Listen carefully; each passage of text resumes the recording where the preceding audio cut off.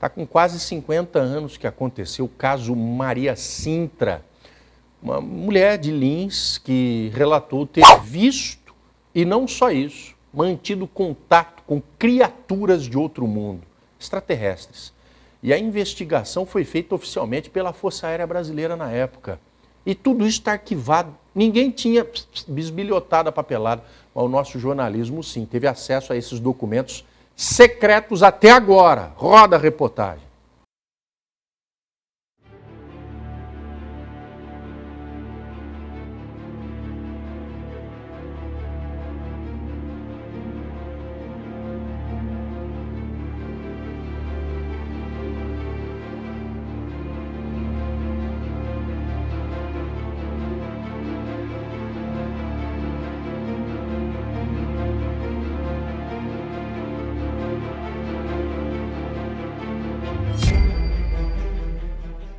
Não é de hoje que aparições de supostos extraterrestres ganham destaque na TV e principalmente na internet.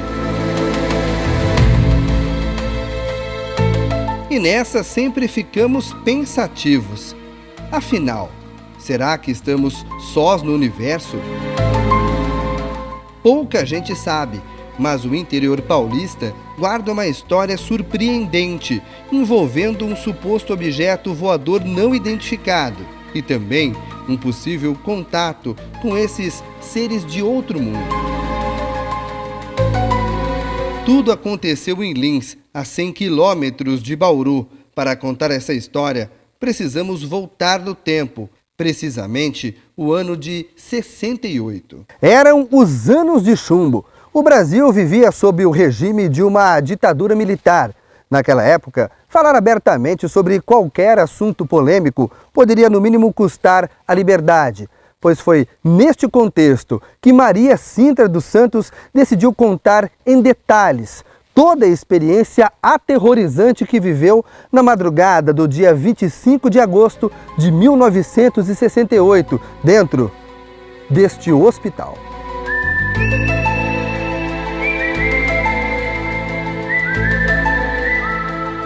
Ela era funcionária deste hospital, um gigantesco complexo que atende pacientes psiquiátricos.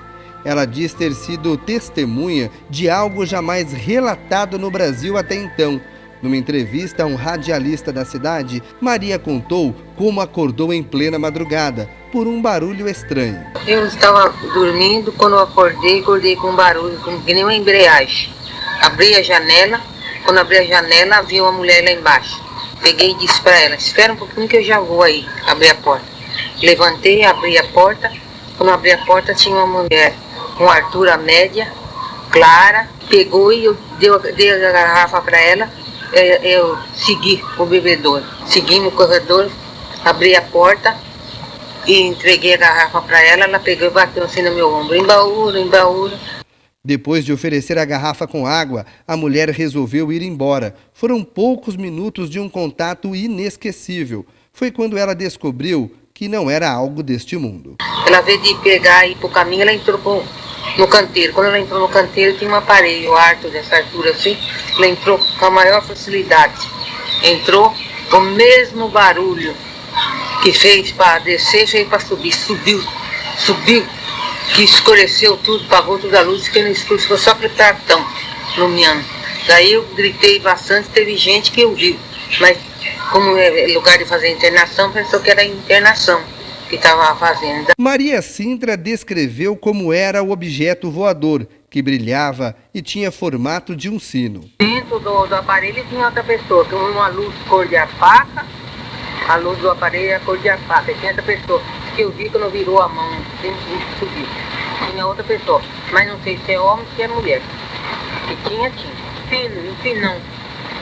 Você já viu o fino? Desse finão de ferro? Era o formato desse finão. A história marcante caiu no colo dos militares. Naquela época, a cidade de Lins já era sede de um grande quartel do Exército Brasileiro. E logo, eles trataram de entrevistar a funcionária do hospital. E não foi só isso. Oficiais da Força Aérea Brasileira abriram uma investigação formal para relatar ao alto comando tudo o que ela tinha visto e presenciado. Os documentos que o jornalismo da Record TV Paulista teve acesso são do Arquivo Nacional e foram abertos só agora, depois de quase 50 anos.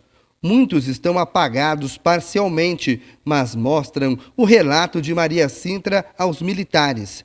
No documento, ela conta em detalhes a experiência. A mulher chegou a fazer um desenho de como era a suposta nave. Fotos dos militares mostram a janela de onde ela teria visto. E o mais surpreendente, a mulher indicou no chão o local exato do pouso. Quem morava aqui na época se lembra da movimentação dos militares. Aos 91 anos, seu Plácido diz que o caso gerou pânico em muita gente. Muita gente que não saiu de casa, ficou, vamos dizer assim, amedrontados e ficaram em casa em pânico, pensando que se ele saía, ele podia ser raptado, ele podia ser levado. Então, interessante que o que eles falavam era o seguinte: ele poderia ser levado pelo disco voador e depois não voltava mais.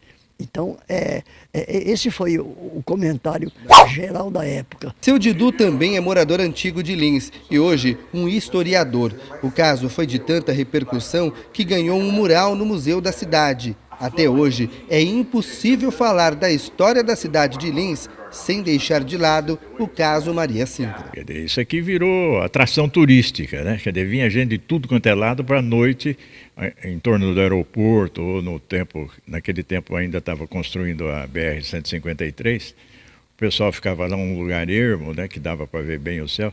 Então, virou loucura. A repercussão da presença de disco voador em Lins foi tão grande que tinha uma firma de São Paulo chamada Fotóptica, não sei se ela existe, é uma firma muito antiga, né, que vendia material de filmadora, máquina fotográfica e tal. E um dos anúncios que ela fez, inclusive no jornal Estado de São Paulo, no Estadão, né, dizia que então ela alugava máquina fotográfica, alugue uma máquina fotográfica para tirar fotografia do céu de Lins, do disco voador exatamente. Você vê que então a repercussão foi muito grande. Seu Donizete é um estudioso dessas aparições misteriosas. Ele conta que o caso Maria Cintra seria apenas um deles.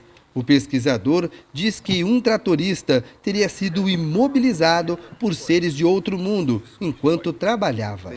E ele viu atrás de uma baixada assim, um aparelho estranho, assim, parando assim no solo, assim, acima do solo um pouquinho. E do lado daquele aparelho havia 4 seres. E esses 4 seres estavam de costas para ele.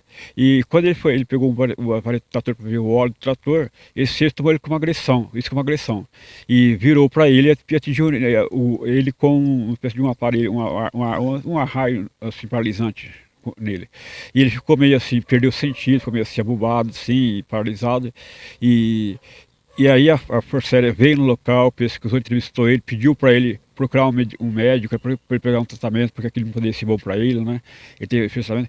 Depois ele mudou para Ferraz Vasconcelos. De Ferraz Vasconcelos, acho que ele foi para São Paulo. E em São Paulo ele viu lá embaixo do viaduto, estava numa certa época lá, o mesmo caso que aconteceu com ele. E olha só que pena. Nós bem que tentamos entrar no hospital para saber se, até hoje, ainda existem especulações em torno do assunto. Mas a direção não retornou aos nossos pedidos. Infelizmente, nós não vamos saber se, atrás desses portões, ainda existem outros mistérios. Estudiosos em casos de extraterrestres dizem que a história de Lins é uma das mais importantes da ufologia brasileira e até mesmo mundial. Afinal, Maria Cintra viu e teve contato com o suposto ser de outro planeta, o chamado contato imediato do 3º grau. O caso Maria Cintra, ocorrido no dia 25 de agosto de 1968, na cidade de Lins, é um clássico da ufologia brasileira. Este caso ele tem uma importância sui generis no Brasil, porque ele foi investigado pela Força Aérea Brasileira. É interessante vocês saberem que o cenário, né, o contexto onde se desenrolou esse importante caso da década de 60, é que no Brasil já tinham sido catalogados no ano de 1968 70 casos, sendo que desses 70 casos, 33 casos ocorreram somente no período de agosto até outubro, sendo que desses 33, 13 casos ocorreram na cidade de Lins. Tem outros casos também famosos, além do Maria Sintra, que são o caso Turibo Pereira, que aconteceu lá na região também, e vários outros casos, inclusive no sanatório mesmo. Verdade, mentira, alucinação. O relatório dos militares é inconclusivo. Hoje o caso Maria Sintra está arquivado. A personagem principal dessa história morreu anos atrás e levou consigo algo que muita gente não teve o privilégio: uma experiência incrível e rodeada de mistérios.